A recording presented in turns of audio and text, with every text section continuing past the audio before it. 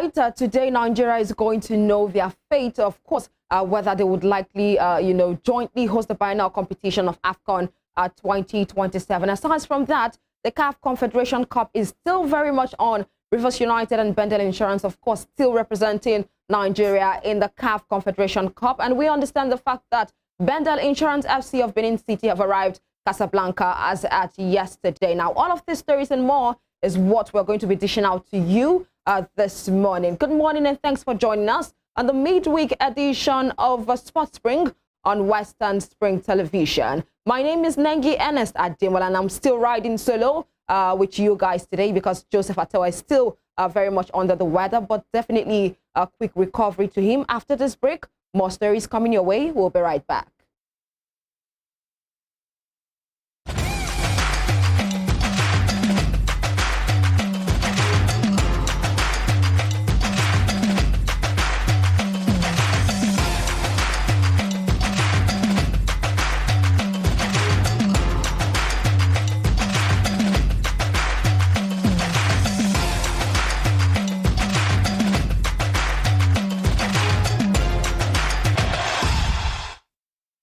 All right, guys, welcome back. I'm glad to know that you're still sticking with Sports Spring on Western Spring Television. Once again, my name is NENGI ERNEST Ademola. And of course, let's start off from the local front and talk about the 7th National Youth Games, the 7th edition of the National Youth Games currently ongoing in Asaba, Delta State. So far, so good. I think today will be day 6. Yesterday was day 5. Definitely today will be day 6. And what is being displayed on your screen right about now is the medals table for day 5, which was yesterday. And we understand the fact that from what is being displayed on your screen, the likes of Enugu and 10 others are yet to win a medal. Well, joining me on the show this morning is Testimony Agi. Of course, he's no new name. He is an in-house sports analyst with us right here. Testimony, good morning and thanks for joining us this morning.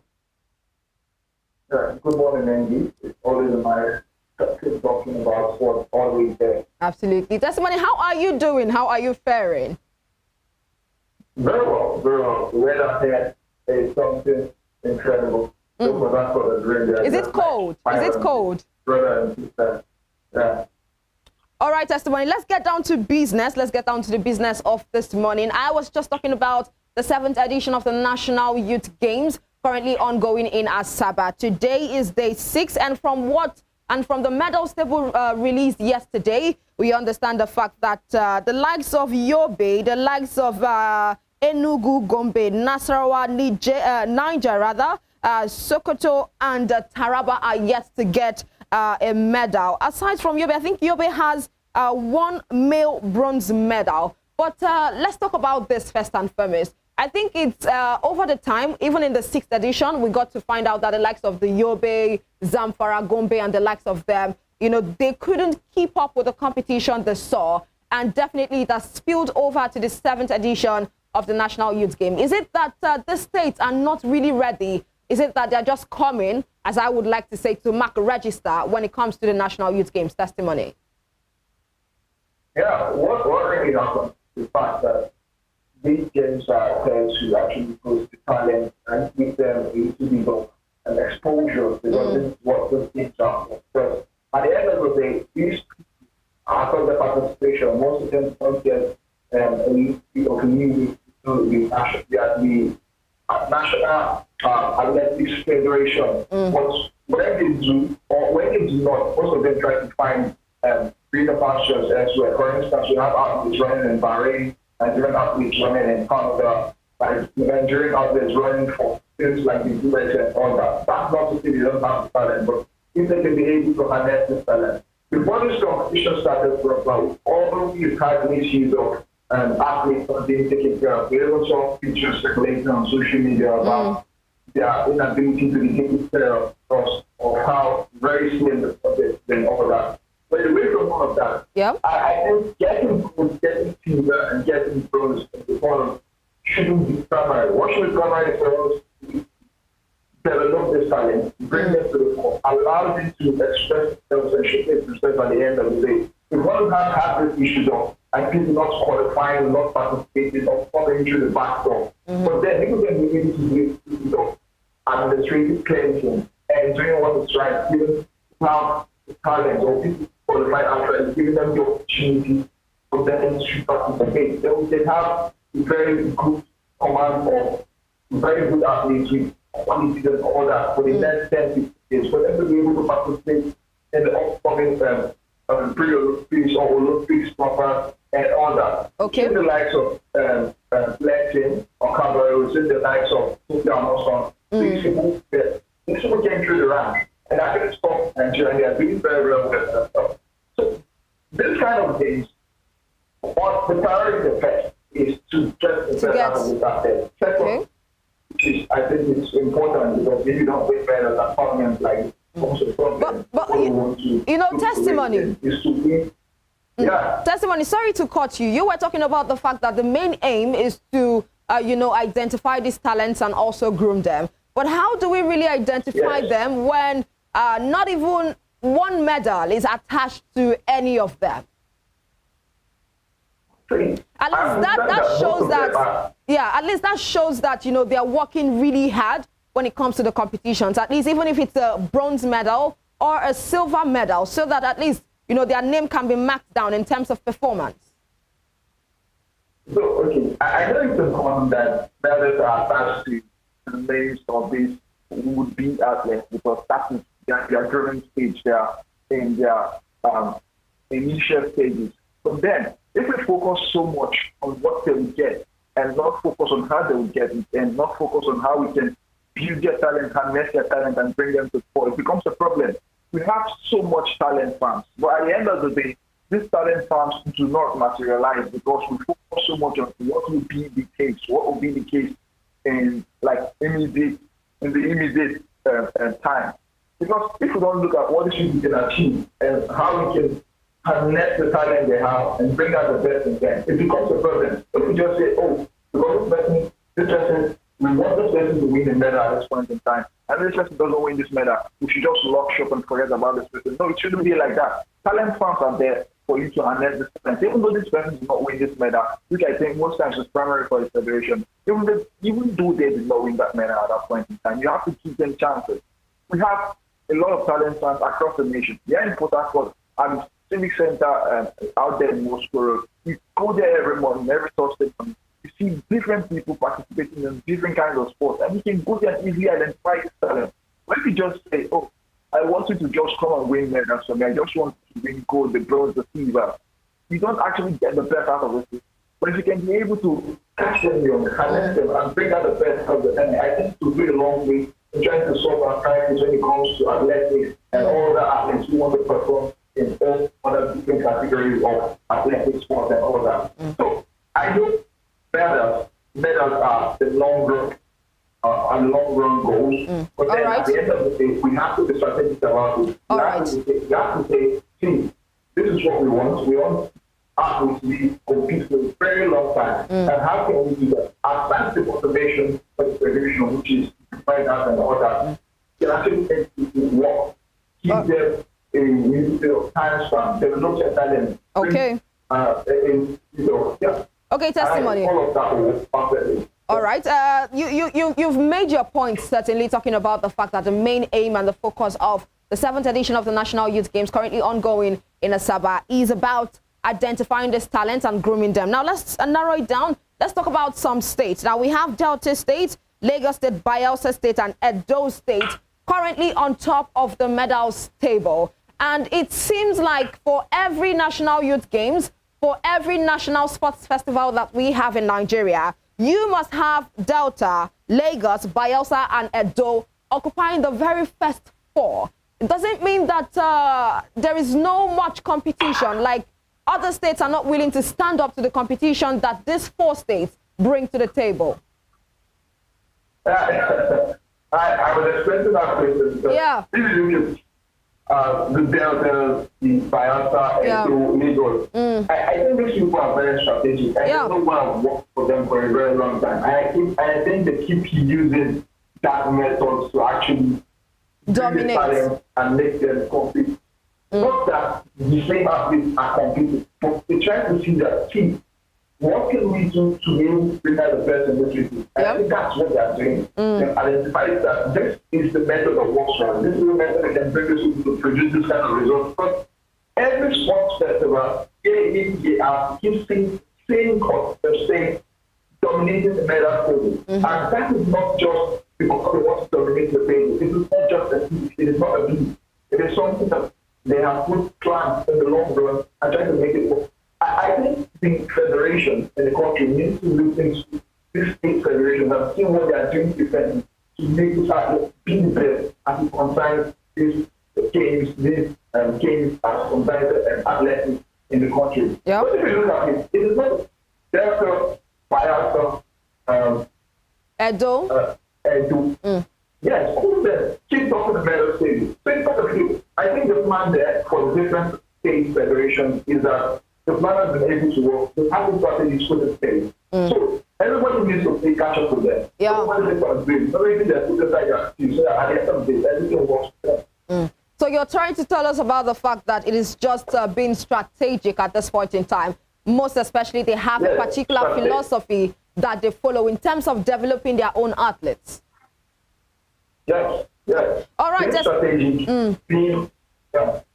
Okay.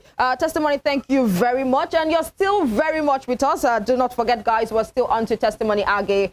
Definitely our in-house sports analyst. He has been able to join us this morning. Testimony, let's leave the National Youth Games and, of course, talk about the king of sports, talking about football. Now, yesterday, the Minister of Sports Development, Senator John Owan Eno, arrived in Egypt on Tuesday. That was yesterday, with representatives of the Nigerian Football Federation to bid to host AFCON in 2027. Testimony, are you still there with us? Yeah, very much. All right. And you know, while I was trying to introduce the show, I talked about the fact that we are going to know what our fate holds for us today, because we understand the fact that the likes of Egypt, Botswana, East Africa trio is also in the race. And we also know that on Tuesday, Algeria pulled out. So do we have what it takes to be able to get these bidding rights to host jointly with Benin Republic in 2027? Do you see us getting this bid done and dusted today? Honestly, NENGI, I think no, because a lot of things need to be put in place. For instance, we have a maintenance culture to control how we maintain the facilities in our stadium. But you know, Testimony, don't you think we need to get the bid done first before maybe we would want to, you know, focus on infrastructural development when it comes, because I think we still have a bit of years down the line. It's 2027, Testimony. I'm sorry, NENGI, it doesn't work out because if you look at this thing, for instance, Qatar hosted the 2022 World Cup. Yeah. And that plan didn't just start from 2022. It went back all the way to 2009, 2010, when they were actually lobbying to host 2022 World Cup. They have to put things in place for them to be able to give them the right to host the 2022 World Cup. It is not a mediocre competition. AFCON is the biggest competition out of Africa. And we don't just take it and give it to people who are not ready. For instance, there are a lot of things that need to be in place. The good working stadiums in Nigeria are net of champions out there in Akwa Ibom, maybe Abuja, and some other stadiums around the country. But are they good enough? Yeah. Are they good enough to are they standard? Other nations from around the country? I'm not just talking about Nigeria. A very public stadium facility. Nigerians do not have what it takes so far. So there are a lot of things that need to be put in place. I know the economic benefit at the end of the day. I know the social benefit at the end of the day. But we need to be given this right to host tournaments as big as this. We have to be ready. We have to be prepared. It's not that we given this thing and we start preparing because of the first industry. I don't get half what it is to do that. Yeah. If we're given the opportunity to host, for instance, I know a lot of people at the long run, what happens afterwards when this tournament comes proper and the legal things you're supposed to put in place to not really work. Yeah. So if you're telling them we are not giving you this work right because you don't have A and B in place, you don't have QYZ in place, I think they'll step up and say, okay, you know what you're going to do for us to be to apply to any other competition. For Republic, for Nigeria, I I think a lot needs to be done for me less than I suppose. I know the 2013 or 2012 AFCON that was held in South Africa also, it was at the back of the 2010 because before the FIFA gave South Africa the right to host the 2010 World Cup, they had to check a lot of things around the place. J-Ball, a lot of things in South Africa were very South Africa was probably improved the economy, improved the social life, improved a lot of things for them. And actually used that for the competition that the AFCON and worked very well. If you're watching that game on TV, they're so material. But this was just South Africa. Why are they doing that? We are entering. What are they doing differently? But they are trying to maximize output and minimize costs and all that. All right. I think that's what they have there. All right, so you're trying to say that even if we are granted, this particular bid, I mean, there is so much more to it other than just getting the bid done and dusted today. Well, I quite agree with you there because I think it was recently CAF sent a warning signal down to Ivory Coast because after a friendly match was played and rain fell, the pitch was a mess. And, they had to send that warning signal right there because they are the ones to host the 2023 edition of the AFCON. Now, testimony is still very much with me. Let's move away from that one and get into the CAF Confederation Cup. Rivers United and Bendel Insurance still very much representing us in the continent. And for Bendel Insurance, their very first leg at home that they played at the Samuel Ogwumdia Stadium, I think that should be on September 16th. It was on a Saturday. And I remember vividly because I was in Benin City that day. They got a 2-2 draw. Now, currently, they have traveled to Casablanca. They landed in Casablanca yesterday, and they are to take on the second leg for RS Bekane on Friday. And the likes of Imade Osarenko is not there in that lineup because, of course, he has gone to the United FC, has been signed into the United FC. I mean, do you see them trying to get away with this one? Do you see them trying to advance into the next stages of the CAF Confederation Cup? It is quite difficult to try to point the fingers because the CAF Confederation Cup and the Bendel Insurance are quite green in this competition. I know this is the second preliminary round. Yes. Leg of the second preliminary round. Yeah, and they're trying so much to actually get past ROS camp. And I think that's true because they have behind them, they have a lot of things behind them, but where else with them, there's no video in front of them. At the end of the day, what we to actually push one part RS by kind. Fight is quite strong in defense. This RS is the attack that we draw against Benin, not Benin, but with Benin Insurance. Yeah. Because there's nobody that's going to do away from home. So I'm trying to put my weight behind the Bendel Insurance side, but it's also likely that it's getting into that game when that game does go on the weekend. Because if you look at the side, look at this Bendel Insurance side, the disappointment from last year was found with the win in the Federation's Cup that actually took them into the continent. Yeah. But because they were having good games before the first half of the season, before the elections, they were having good games. But after that, they could actually carry on with that form and they started joining games. But they went to Super 6 round and they dropped points. So there, getting off that disappointment, I think they started the CAF Confederation Cup. First round, they progressed to the second round. But it seems very likely that Bexel and Rivers United, between this, Rivers United have the biggest chance to actually progress to the next stage of the competition. The next round, I'm not quite sure because of the fact that their squad is lively, they are proven good scorer, Osarenko Imade, after the side, they have joined in, United Arab Emirates, United FC and all that. So I think the chances at this point in time is less. I think it's very slim. I think I would want to agree with you quite well because yesterday I spoke to the assistant coach of Bendel Insurance FC. He did talk about the fact that Imade Osarenko leaving the club is a very huge blow, but definitely he made one statement. He said, soldier go, soldier come, barrack remain, and definitely they would want to put in somebody to fill in that void space, talking about Imade Osarenko. Now, testimony. I really want to appreciate you for sticking with me up till now. Let's move ahead. Let's get away from the CAF Confederation Cup. Of course, the match between RS Bekin and Bendel Insurance is slated for this Friday. Now, let's talk about the WAFCON 2024. We understand that the Super Falcons will stand to tackle Cape Verde. And testimony, we believe in the fact that the Super Falcons have all the arsenal, everything it takes. We saw their performance right there in the 9th edition of the FIFA Women's World Cup that was concluded on the 28th of August 2023. And Sao Tome and Principe, of course, pulled out of the race. They said it was due to logistic, but I feel it was out of the fear after what the men's national team did to their own men's national team. 16 goals they conceded in that one. So the Super Falcons of Nigeria, so far so good in the WAFCON qualifiers, has not kicked the ball on the pitch. And this time around, for the second round, we're taking on Cape Verde. What are your thoughts about that? I could think they will dominate because if you look at their performance on the continent, better than anything they will put out there in the national team. In the World Cup, because for me, I don't think that was super, but they won just one game.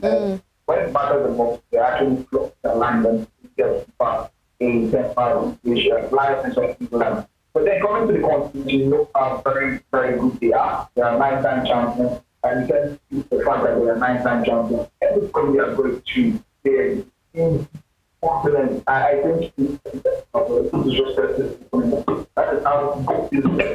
on each stage on the continental stage. That is on the World Cup. I think had a lot of praise with close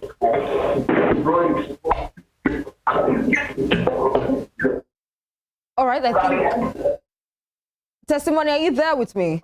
Yes, I can hear you. Okay, I think the network is a bit cranky at this point, but you can as well go ahead. You can go ahead. I think I can hear you crystal clear now.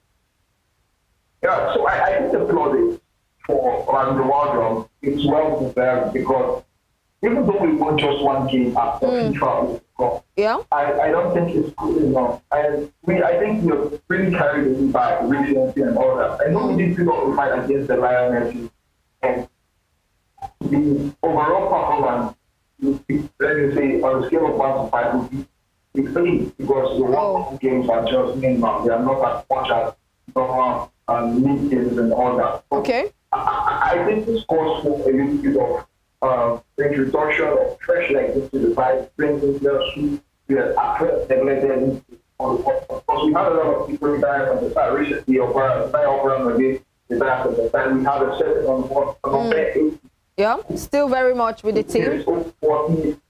Almost over 40 and should be handing out. We have the fresh legs. We saw the likes of Arnold, we saw the likes of the men investing. Yeah.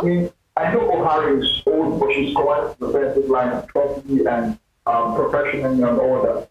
But I think to be expressive of kind of style around the world is first thing, and we did see it in the latter stages of the FIFA Women's World Cup. I think bringing this fresh leg and let them fight and be prepared for what is to come in the international stage. The continental stage, I think that's usually a sport and they can get that.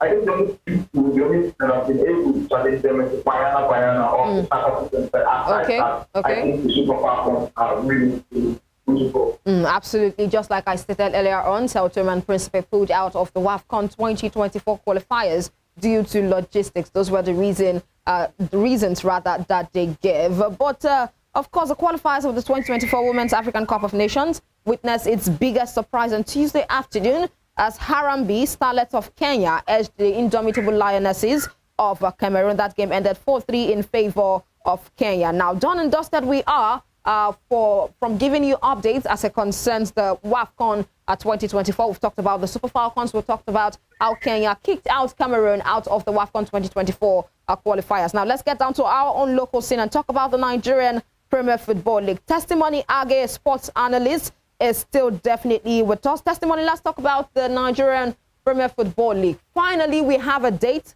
fixed for the Nigerian Premier Football League, and that will be, it is slated for the 30th of September 2023. And updates reaching us is the fact that Matchday's secret assessment of referees is to make a return as the Nigerian Premier Football League kick off this Saturday in all the scheduled fixtures. Secret assessors are representatives of the league sent for covert check on performance of match officials.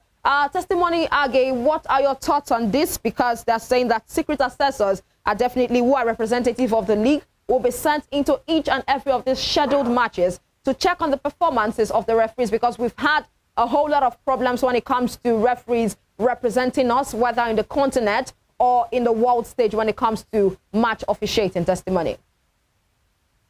First and first, baby, I know we're excited and leading is coming back. We should be ashamed of ourselves because, come on, this is the third postponement for crying out loud. Yeah. A professional league like you made, I don't think changes the Nigerian Premier Football League, but a professional league shouldn't be doing this. I know they both relate in that to TV Rise and Propel Sports and Star Times and also Sports Saga and all that. But then, this is what you're supposed to have done before the league is supposed to commence proper. Not 6 match days. And this is a 38 in league format. You're going to play 380 matches for crying out loud.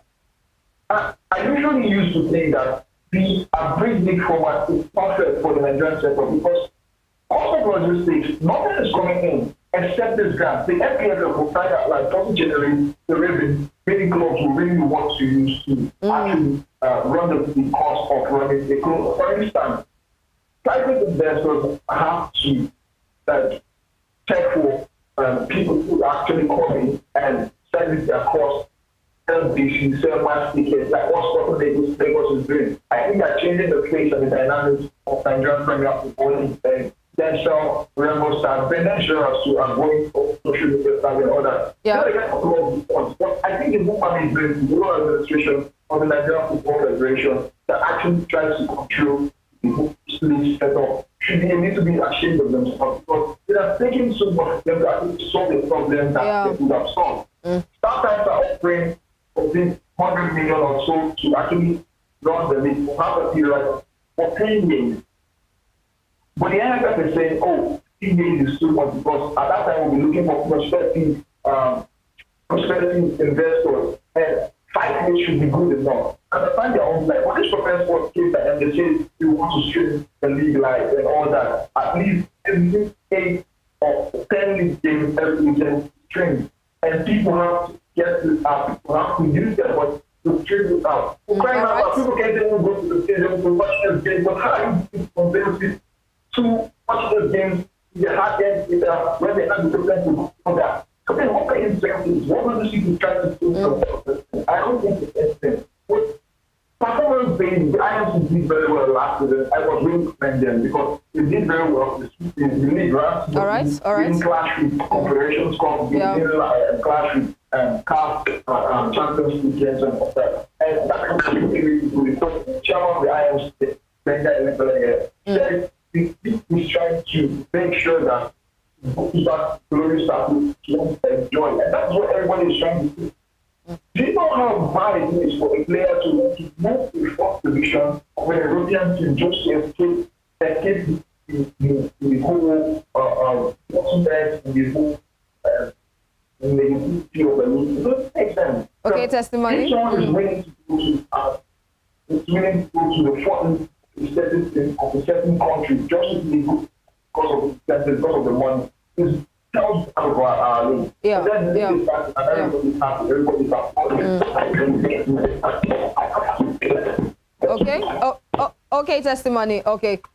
Thank you very much. Of course, you've been with me from the start of the show. We talked about the National Youth Games. Aside from that, the WAFCON 2024 qualifiers. And moving ahead, we talked about the bid that Nigeria is to jointly host at the 2027 AFCON with the Benin Republic. And we did talk about the CAF Confederation Cup, and right now the very last one for the Nigerian Premier Football League. Testimony Age, I must say a very big thank you for sticking with me and analyzing some of these crucial issues from the start of the show till now. Thank you very much, Testimony. All right, would let you go right about now. We've spent enough time, trying to analyze and give you updates from the local scene. And lastly, before we go on a very quick break, the Super Eagles and KAA Ghent striker Gift Urban has been handed a 2-game ban and a €1,500 fine for violent conduct. That's an update reaching our desk from the Guardian newspaper this morning. Right about now, it is done and dusted for the local scene. From updates and analysis coming from myself, NENGI, ERNEST Ademola, and Testimony Age joining me very much early till this point in time for the program this morning. We'll go on a quick break and give you highlights from matches that were played yesterday in the Carabao Cup round 3. Manchester United right there against Crystal Palace, making it count for themselves. We'll be right back.